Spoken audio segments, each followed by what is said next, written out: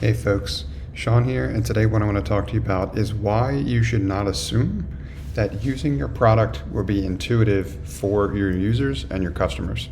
Now, of course, when we're designing the experience for how our product is going to solve the top problem or top problems that our customers supposedly have, we are trying our best to make sure we're doing so in a simple and straightforward a way to make sure that the experience is rather easy for them to understand in terms of how to get value out of the product. But that's not always going to be intuitive for your user. It's easy for us to overlook what might not be obvious for them because we're building it.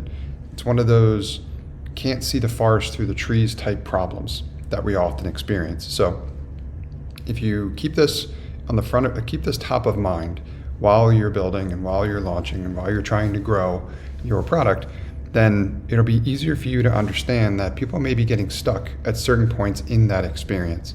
Now, analytics and tools like that can help you to better understand where your users and customers are getting stuck when it comes to your product experience.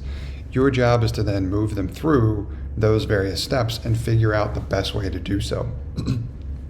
Now, that might be taking one step and making it into two, or taking two steps and making it into one. There's different things that you can do in order to help your user through the process of onboarding so that they can continually get value out of using your product, or that you can measure whether or not they're able to do so. If they can't, then you've got other things to fix. But for now, the focus of what I'm talking about is largely where I'm focusing with one of the products I just launched, and it's understanding these activation points, knowing where the user is at certain points in the experience and figuring out how to get them beyond that so that they get to the next step in the process.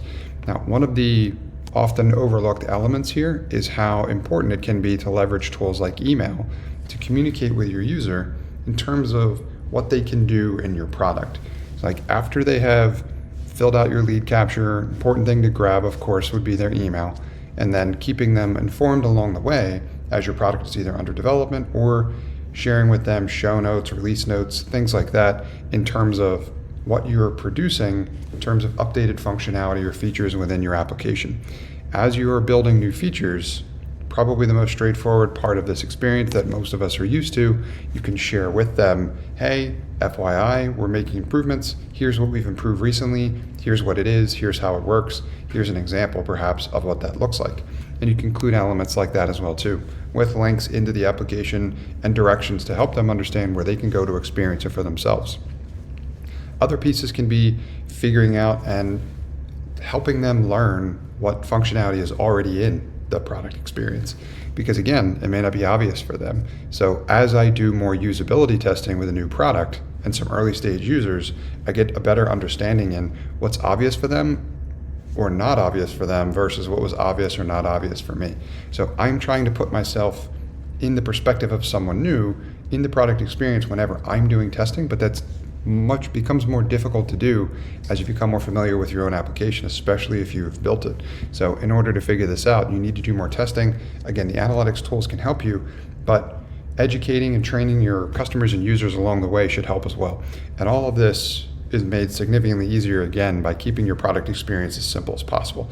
As you're laser focusing on the top problem and you're looking to design into the product experience the simplest but most elegant way to ultimately solve that problem, that's going to make your life and theirs a lot easier as well too. So anyway, I wanted to talk to you more about how you can better leverage tools like email to both educate your users on how to use your product for something that might be obvious to you but not for them, as well as sharing with them any updates that you're making to the product experience so they can continually learn how to get more out of it, and they see you managing it and then optionally requesting feedback from them in terms of how can we make this even better for you. We want to engage with you. Please share and send us that feedback.